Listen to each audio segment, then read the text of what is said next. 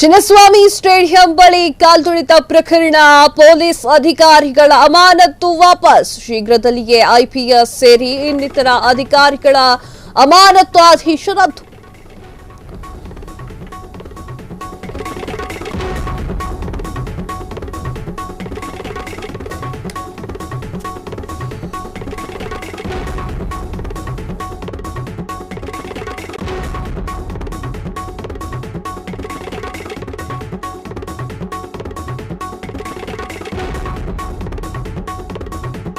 Chinnaswamy stadium ಬಳಿ ಕಾಲ್ತುಳಿತ ಪ್ರಕರಣ, police ಅಧಿಕಾರಿಗಳ ಅಮಾನತು ವಾಪಸ್. ಶೀಘ್ರದಲ್ಲಿಯೇ ಐಪಿಎಸ್ ಸೇರಿ ಇನ್ನಿತರ ಅಧಿಕಾರಿಗಳ ಅಮಾನತು ಆದೇಶ ರದ್ದು.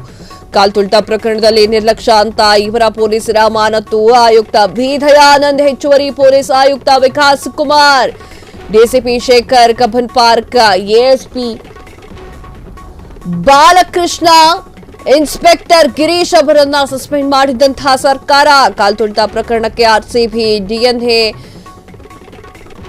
ಕೆಸಿಎಗೆ ಕಾರಣ.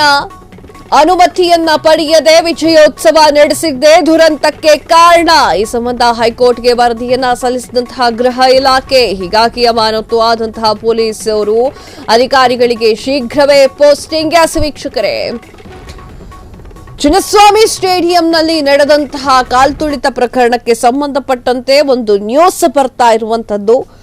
ಪೊಲೀಸ್ ಅಧಿಕಾರಿಗಳ ಅಮಾನತು ಏನಿತ್ತಲ್ಲ, ಅದನ್ನ ವಾಪಸ್ ಪಡೆದುಕೊಳ್ತಾರಾ ಎನ್ನುವಂತಹ ಪ್ರಶ್ನೆ ಈಗ ಮೂಡ್ತಾ ಇದೆ. ಶೀಘ್ರದಲ್ಲಿಯೇ ಐಪಿಎಸ್ ಸೇರಿ ಇನ್ನಿತರ ಅಧಿಕಾರಿಗಳನ್ನ ಅಮಾನತು ಆದೇಶ ರದ್ದು ಮಾಡುವಂತಹ ಅಷ್ಟು ಸಾಧ್ಯತೆಗಳು ಕಂಡು ಬರ್ತಾ ಇದೆ.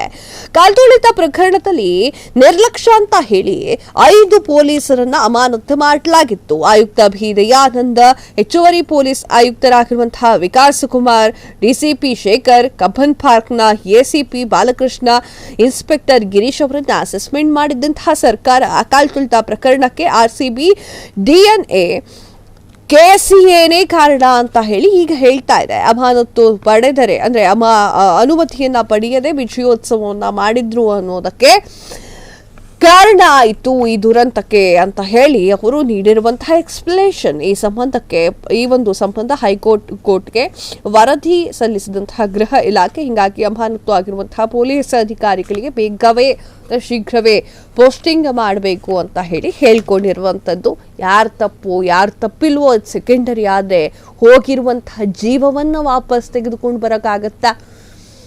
ಸಹಸ್ರ ಜನಗಳು ಬಂದಿದ್ರು, ಅಲ್ಲಿ ಒಂದಿಷ್ಟು ಜನರ ಜೀವ ಹೋಗಿದೆ. ಅದನ್ನಂತೂ ವಾಪಸ್ ತೆಗೆದುಕೊಂಡು ಬರೋಕ್ಕಾಗೋದಿಲ್ಲ. ಇಷ್ಟು ದಿನ ಸರ್ಕಾರ ಒಂದಿಷ್ಟು ಜನ ಪೊಲೀಸರದ್ದೇ ತಪ್ಪು ಅಂತ ಇತ್ತು. ಈಗ ತನಿಖೆಯ ಮೇಲೆ ಗೊತ್ತಾಗಿದೆ ಅವರು ಪರ್ಮಿಷನ್ ಕೊಟ್ಟಿರಲಿಲ್ಲ ಅನ್ನುವಂಥದ್ದು ಸ್ವಲ್ಪ ಬೇಗ ಗೊತ್ತಾದಂಗೆ ಆಯಿತು. ಕ್ಷಣ ಕ್ಷಣದ ಸುದ್ದಿಗಳಿಗಾಗಿ ಫ್ರೀಡಂ ಟಿವಿ ಸಬ್ಸ್ಕ್ರೈಬ್ ಮಾಡಿ, ಲೈಕ್ ಮಾಡಿ ಹಾಗೂ ಫಾಲೋ ಮಾಡಿ.